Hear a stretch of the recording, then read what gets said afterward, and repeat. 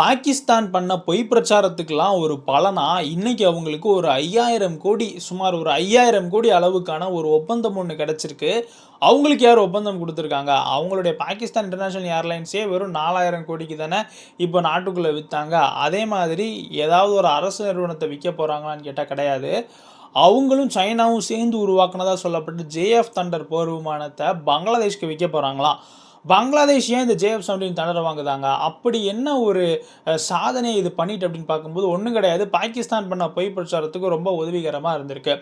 Operation Sindoor அப்போ இந்த JF-17 Thunder விமானத்த வச்சு தான் நாங்க இந்தியாவினுடைய ஆதம்பூர் பேஸ்ல இருக்கிற S-400யே தகர்த்துட்டோம் அப்படின்னு பொய் பிரச்சாரம் பண்ணாங்க.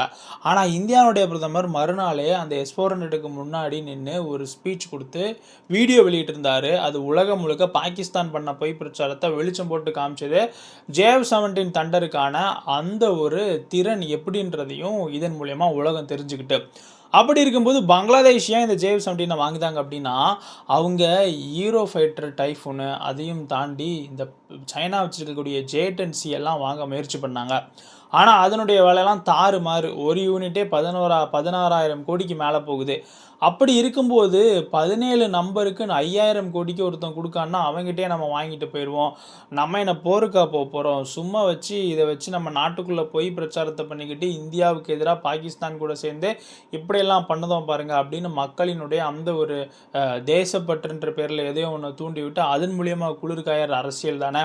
அதுக்கு 17 யூனிட்ட 5000 கோடிக்கு வாங்கிட்டு போயிரலாம். அப்படின்னு முடிவெடுத்துட்டாங்களோ என்னமோ தெரியல. பாகிஸ்தான் கிட்ட இருந்து இந்த ஒரு ஒப்பந்தத்த இன்னைக்கு பங்களாதேஷ் போட போறாங்க.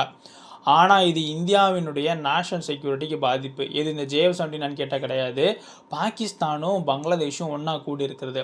ஏன்னா இந்தியாவினுடைய இந்த வடகிழக்கு எல்லைகளுக்கு மிகப்பெரிய அளவுல பாதுகாப்பு குடுக்கணும்.